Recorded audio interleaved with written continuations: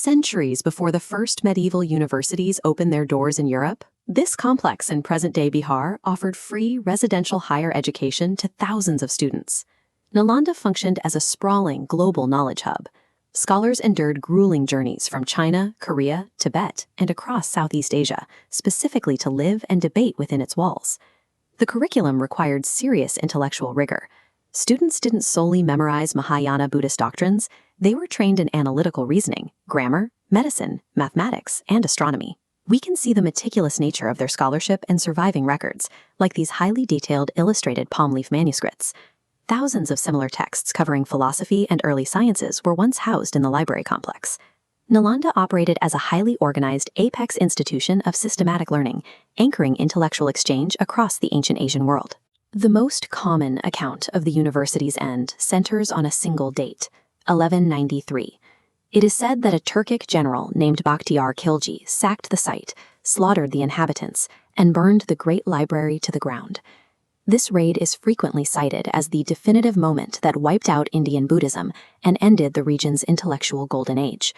However, the Tibetan monk Dharmaswamin visited this exact region between 1234 and 1236, leaving a detailed travelogue of his journey. On this timeline, Khilji's invasion is recorded in 1193. 40 years later, in 1236, Dharmaswamin notes 70 monks still living and studying on the site. He even identifies his teacher, Rahula Sribhadra, still managing a classroom and instructing students within the original walls. The presence of an active student body and a functioning faculty decades after the 1193 raid suggests that the story of a single, sudden destruction is incomplete.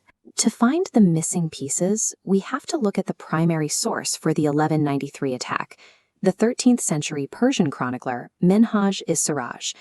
Minhaj never actually mentions Nalanda by name. He describes the conquest of a fortified monastery at a place called Udantapuri, which later interpretations simply assumed was Nalanda. While physical raids are dramatic, ancient universities were actually sustained by a massive socio-economic engine. They required constant inputs of wealth and land to survive. For centuries, Gupta and Pala rulers provided royal patronage, assigning tax revenues of entire villages to the university, providing free education for thousands.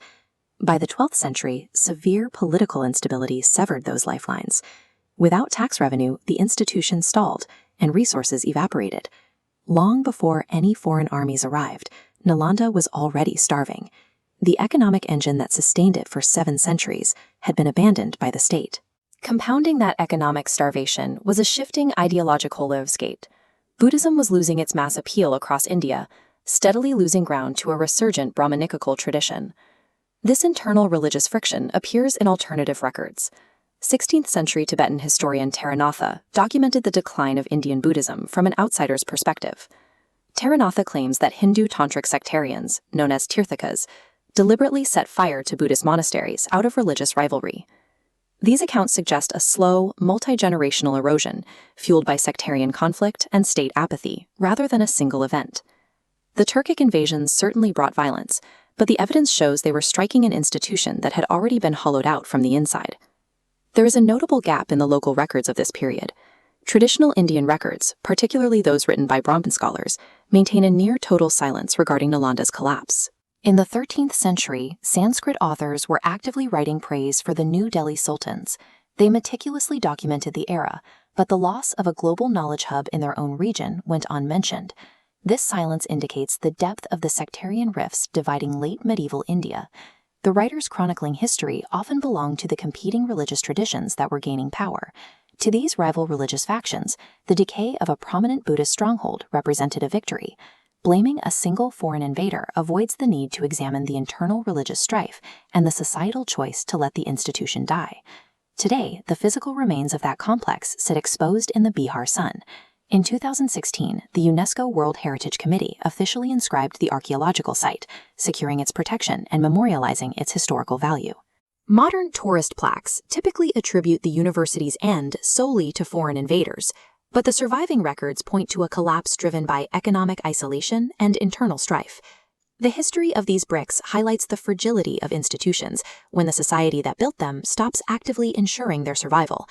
Knowledge hubs do not only die when they are attacked, They crumble when a society stops valuing and funding them from within.